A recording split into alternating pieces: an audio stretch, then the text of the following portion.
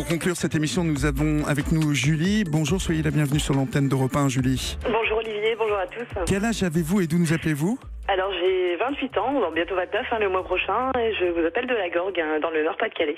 D'accord, le Nord-Pas-de-Calais, que je connais très bien. Vous avez rencontré votre ex-compagnon à l'âge de 19 ans. Un an après, vous avez accouché, et comme Sarah, que nous avions en première partie de cette émission, c'est à ce moment-là que votre compagnon est devenu violent. Ça se traduisait comment, cette violence ? Disons que ça a toujours été un homme qui a toujours été un peu impulsif de nature. Oui. Mais bon, enfin les premières violences ont vraiment commencé quand j'étais enceinte justement de ma première petite fille, qui actuellement va avoir 8 ans le mois prochain, dans 2 mois pardon. Oui. Et disons que les premières violences ont commencé. Donc quand j'étais enceinte, bien sûr, je me suis retrouvée au sol. Donc il est allongé sur moi en train de m'étrangler, et en fait il a excusez-moi, c'est un peu émouvant. Oui. Il a lâché ma gorge en fait, en me disant voilà, je lui dis j'ai lâché parce que tes lèvres devenaient violettes quoi. Voilà. Comment est-ce que vous avez réussi à vous protéger de cette violence ? Disons, je me suis jamais vraiment protégée. En fait, j'ai toujours pensé que c'était de ma faute, comme je pense beaucoup de victimes de violences. Alors pourquoi ça ?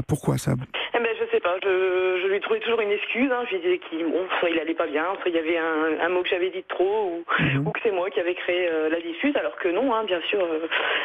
Maintenant, avec du recul, je comprends que ce n'était pas du tout moi le problème, mais sur le moment, je me disais que ça allait passer, que demain, ça y est, c'était un autre jour et que ça allait aller mieux, quoi. Donc, voilà. Qu'est-ce qui vous a poussé à porter plainte au bout d'un moment ? En fait, il m'a fallu le déclic par rapport à mes enfants, parce que j'ai eu 4 enfants avec mon ex-conjoint. Et en fait, en novembre 2017, je me suis retrouvée à la rue avec mes 3 filles. Ma plus grande était chez ma maman. Il nous a mis dehors, en fait, en plein hiver, dans la neige, avec mes filles qui étaient en pyjama, chaussettes, etc. Et en fait, il n'a jamais rouvert la porte. Donc, j'ai passé la nuit chez ma maman.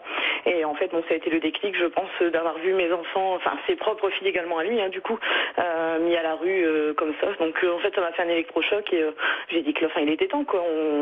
Moi, j'ai pris sur moi pendant des années, mais le jour où il a menacé mes enfants, c'était plus possible, quoi. Alors, votre ex-compagnon, vous êtes resté combien de temps avec lui ? Parce que 4 enfants. 9 ans. 9 ans, Oui. 9 ans. Et 9 ans de violence, donc. Oui, c'est ça. Oui, ça a toujours été des violences, aussi bien physiques qu'également verbales. Il avait réussi à me couper, à m'isoler du monde, clairement. Je n'avais plus personne autour de moi, à part mes parents. Et encore, c'était devenu de trop, parce qu'il ne supportait plus que je côtoie mes parents. Donc, une histoire malheureusement classique. On a l'impression d'entendre toujours la même histoire. C'est-à-dire ces compagnons qui isolent de l'entourage et de la famille. Il a finalement été condamné. À quoi a-t-il été condamné ? Alors moi j'ai porté plainte du coup suite au fait qu'il m'a mis à la porte. Donc il a été placé sous contrôle judiciaire en décembre 2017. L'audience a eu lieu le 3 septembre ici 2018. Donc il a été condamné à 12 mois de prison, dont 9 fermes, avec également 2 ans d'interdiction de m'approcher, de me contacter, de rentrer en contact par quelque moyen que ce soit. Également 2 ans de soins psychologiques et addictifs, parce que c'est une personne qui se drogue et qui boit énormément. Voilà. Vous êtes soulagé par ces mesures qui ont été prises à son encontre ? Vous dire oui et non, parce qu'en fait le souci c'est qu'il a fait appel de la décision. Le problème c'est que moi je suis encore dans le logement actuel où nous vivions, bien sûr lui, moi et mes 4 enfants. Donc c'est un peu compliqué à gérer parce que j'ai sa famille derrière qui m'harcèle quand même énormément, bien sûr qui n'accepte pas la peine qui lui a été donnée.